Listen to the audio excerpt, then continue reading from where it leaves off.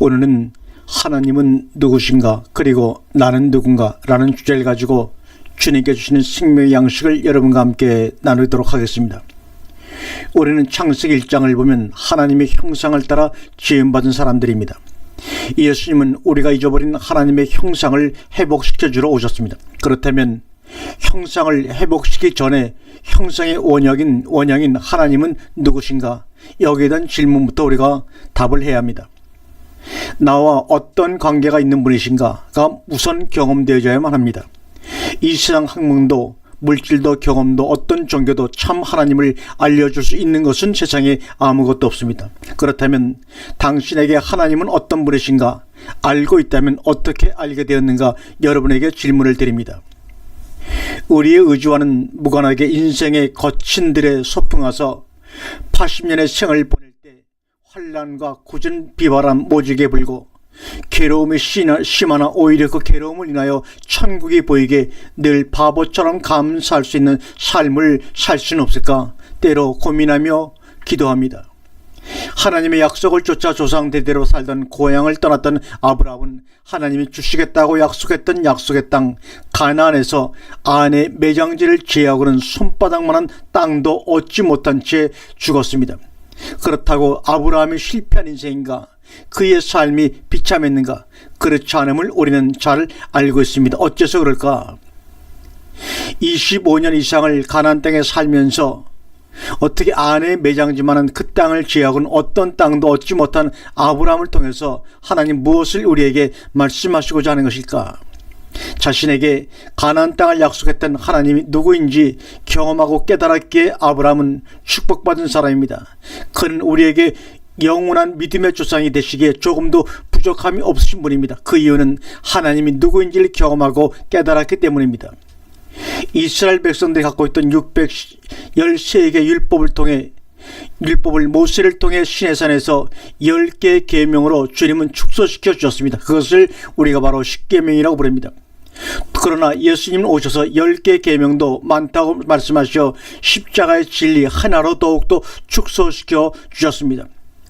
성세님이여 율법 중에 어느 계명이 크나이까라는 질문에 주님 마태복음 22장 35절에 내 마음을 다하고 목숨을 다하고 뜻을 다하여 주 너의 하나님을 사랑하라 하셨으니 이것이 첫째 되는 계명이요 둘째는 그와 같으니 내 이웃을 내 몸과 사랑하라. 이 두 계명이 온 율법과 선자의 강령이라고 말합니다.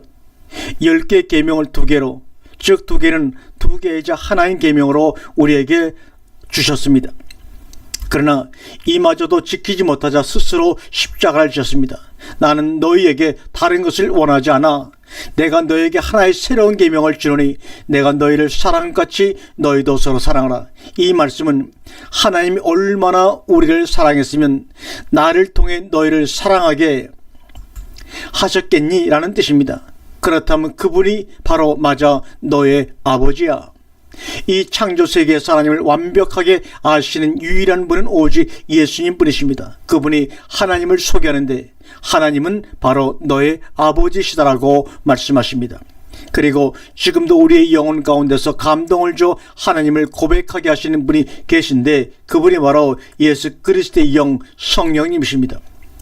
예수님이 나에게 하나님을 소개하시는데 그 하나님은 너의 아버지야. 그럼 나는 하나님의 자녀구나 깨닫게 되면 내 영혼 깊은 곳에서 성령님이 늘 나를 감동시켜 하나님을 아빠 아버지라 부르게 하신다는 것입니다. 누가 이 세상에서 나를 가장 좋아할까? 나를 낳고 기르신 분이죠. 그분이 바로 하나님이십니다.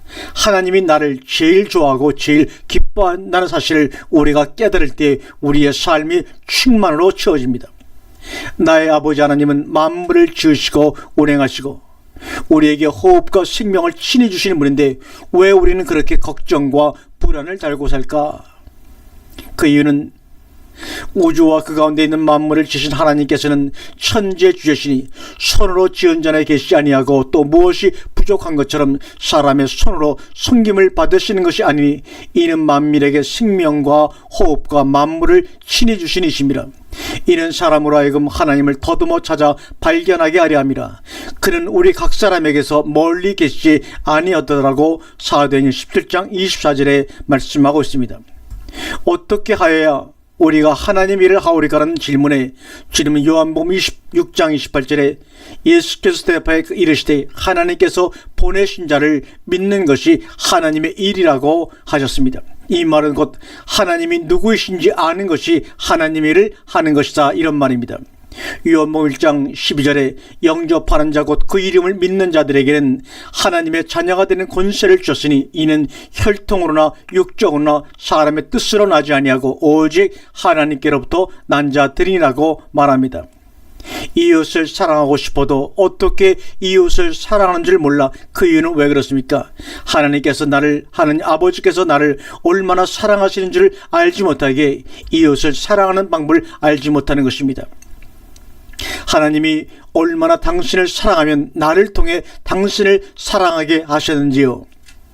함께 있고 싶어하는 게 사랑이야. 있는 그대로 말입니다. 그래 주님께서는 우리에게 말한다. You follow me, 나를 따라오라 소명을 주셨습니다. 그래서 안진뱅이에게는 달리다금 일어나라고 말씀하십니다. 죽은 나사로에게는 무덤에서 걸어 나오라고 말씀하십니다. 부르심에서 영생으로 우리를 이끄시는 아버지의 사랑이 오늘도 여러분의 삶을 영원토록 인도하실 것입니다. 아멘.